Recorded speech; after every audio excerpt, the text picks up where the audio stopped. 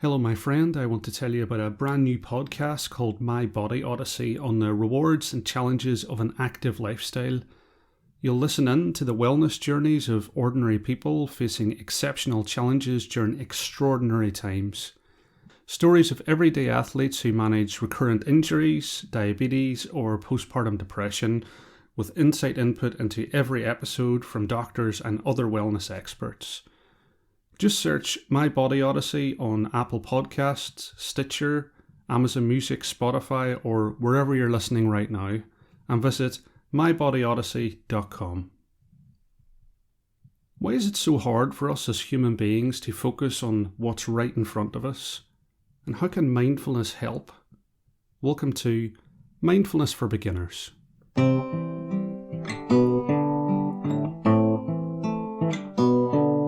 Hello, my friend. I hope you're happy. I hope you're peaceful. It's your old pal Sean.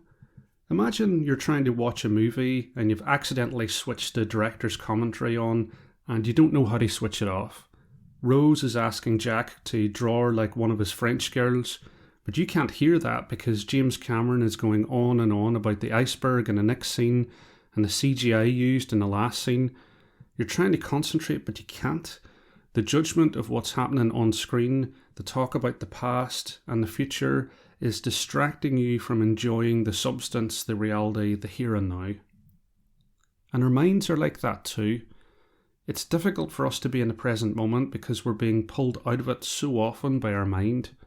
We have regrets from the past, we have worries about the future, and it's not just you, we all do. Mindfulness is simply the practice of being present with our experience here and now, making the active choice to focus your awareness on what's happening to you without judging that experience, without reacting to it, and without being swept away by how we feel. Now that's easier said than done.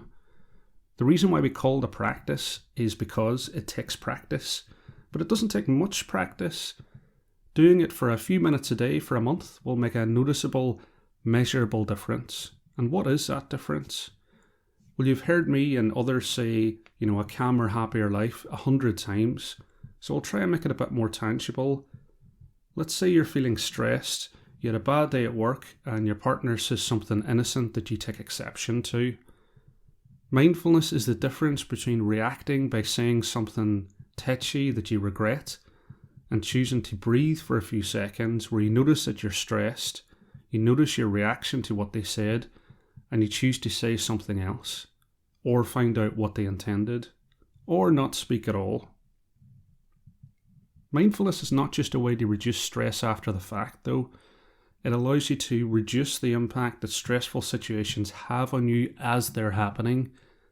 More than that, it helps you to understand yourself and why you experience difficult emotions in a particular situation. And taking an even bigger step back, it can help you to make choices in structuring your life that cultivate calmness and happiness. And we're going to talk about that a little bit more in the next few weeks, and techniques that you can use to practice mindfulness every day, formally and informally. But for now, it's enough to hold in your awareness that all you have to do to live a calmer, happier life is to spend more time in the present moment. And it works. There's a strong evidence base. But I know from the book that I'm reading, which is Made to Stick, which is linked to in the description, a fantastic book. I know from reading that book that telling a story is more impactful than statistics. So here's my story. Anxiety ruled my life for the first 30 years. I was ashamed of it. I was afraid of other people finding out how much I struggled. I could barely speak to people I didn't know. I avoided social situations, public speaking, or anywhere with crowds. I would never have imagined that doing this podcast or doing the job that I do was possible. And I still experience anxiety, but mindfulness has allowed me to accept it and reduce the harm that I experience. And if it helped me, then it might help you too. I am an evangelist about mindfulness because I want you to be able to let go of your suffering as well. And the last thing I would say, especially if this is the first episode that you're listening to, is give mindfulness a chance. You've got absolutely nothing to lose and the whole world to gain. I said that practicing a little every day for a few weeks will make a noticeable difference. Practicing for a year will transform your life, your relationships, how you view yourself, your perspective on the world. Bear in mind that we're trained through modern life to expect immediate payoff and instant gratification, but mindfulness will require you to be patient. I've heard lots of people say, well, I tried it and it didn't work after trying to meditate on their own for 5 minutes once. You've got to give it time, meditate with other people, and be patient with yourself. And that's what we're going to do right now. We're going to do a guided meditation, our old friend, Calm Ease. So if you want to take a moment to make yourself comfortable, I'll start with 3 sounds of the bell, and we'll do the usual settling in introduction.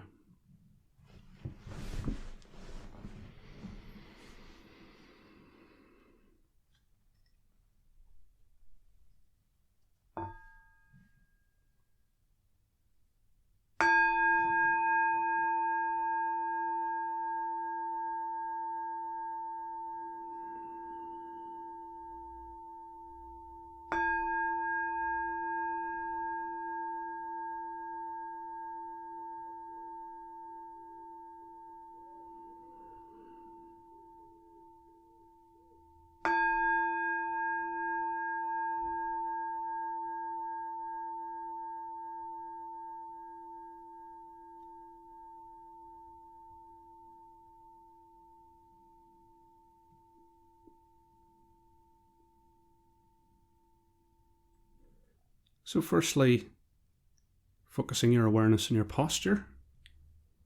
And I would invite you to imagine that you have a thread attached to the crown of your head. And it's gently pulling you upwards into an upright position. Your spine like a stack of coins. Your heart raised upwards and outwards. Your hands comfortably in your lap. And just taking a moment to enjoy the stability of your posture. And you might choose to allow a gentle smile to emerge on your face.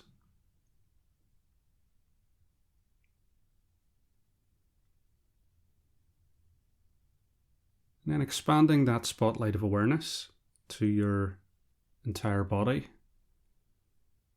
Noticing where you feel warm or cold. Noticing where you feel tense or relaxed. Becoming aware of the sensation of the clothes against your skin.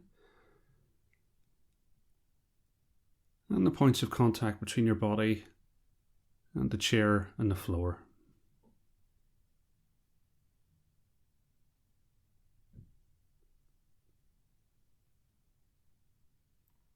Shifting that spotlight of awareness to your thoughts and feelings. And as we go through the guided meditation, just noticing each thought as it arises, and that might be an anxious thought about tomorrow. It could be a happy thought about today, or a sad thought about yesterday.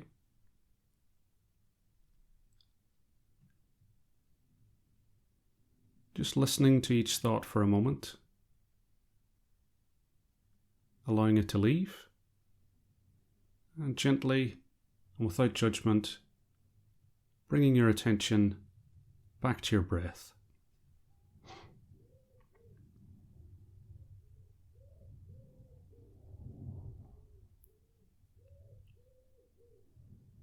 And finally, focusing your awareness on your breath, noticing that column of air between your nose and your diaphragm.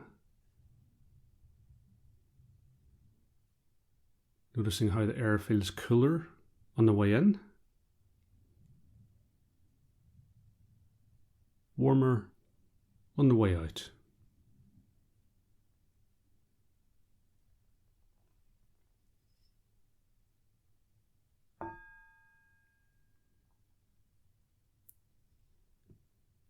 Breathing in, I know I am breathing in.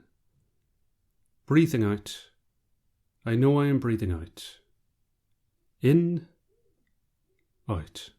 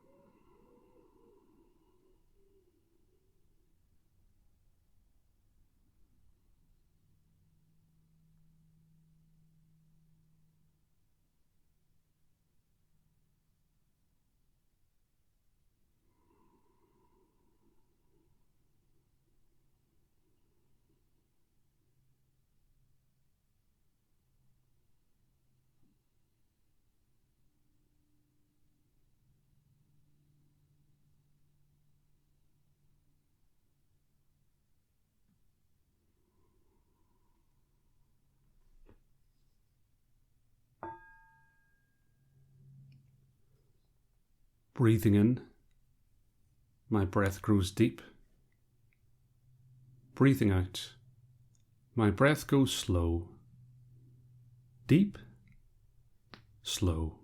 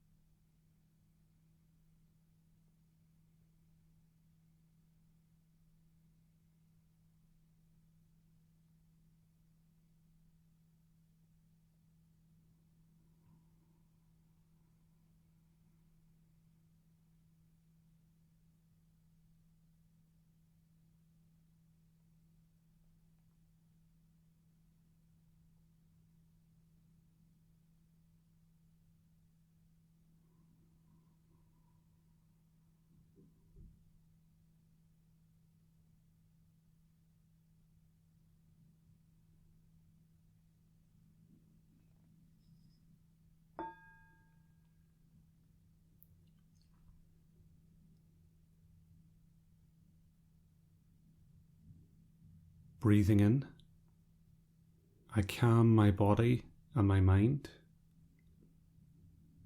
Breathing out, I ease everything. Calm, ease.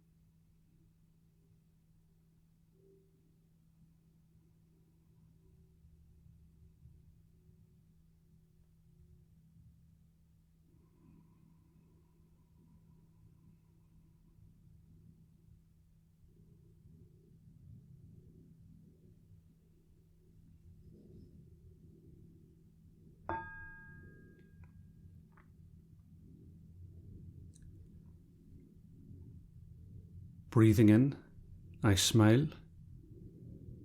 Nothing is as important as my peace. Breathing out, I release. I let go. Smiling, releasing.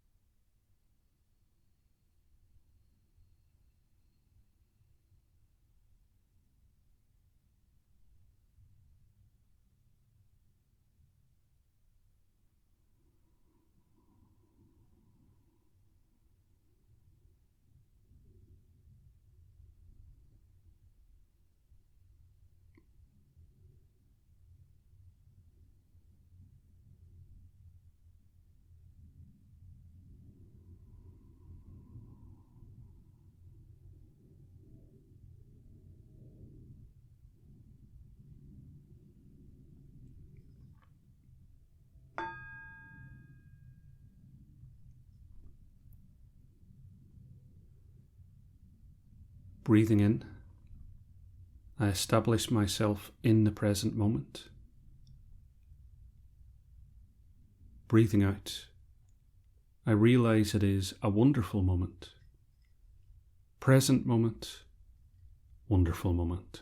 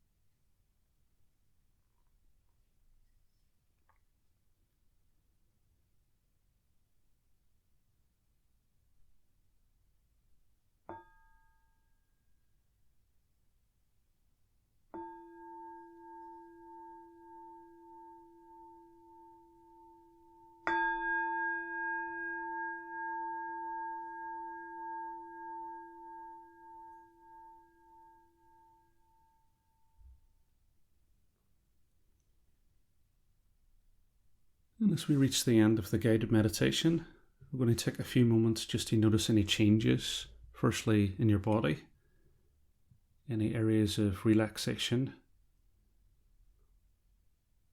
any areas of discomfort that have developed, and just taking a moment to stretch those areas.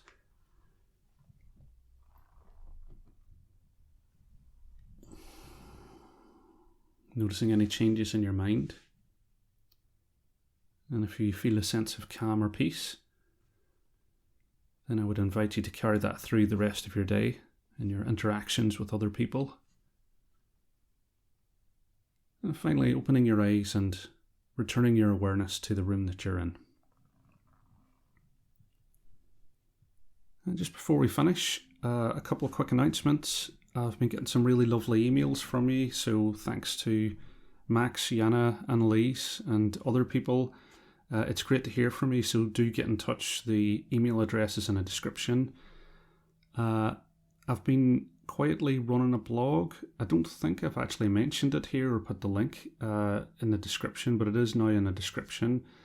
It'd be a hugely kind act, and I'd be really grateful if you could share the podcast or the blog on your social media. The blog is essentially a transcript of the talky bit at the start of each episode.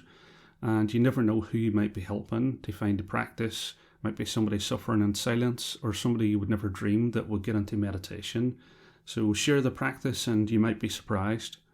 And then finally, on Patreon, you can access the recent seminar that I did in stress, some sleep meditations that I've put on there. I'm also going to be adding more content. You'd really be helping if you became a patron. And I'm really grateful for everybody who's supporting, especially Susie, who became a patron this week.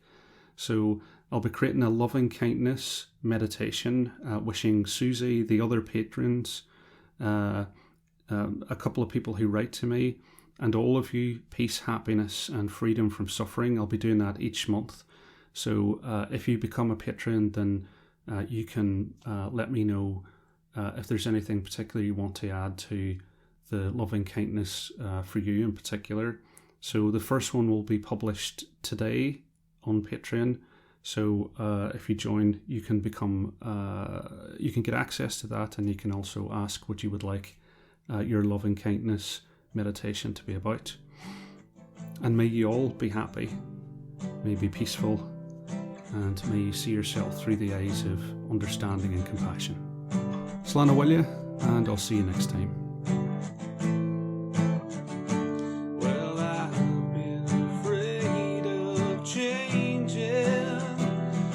I built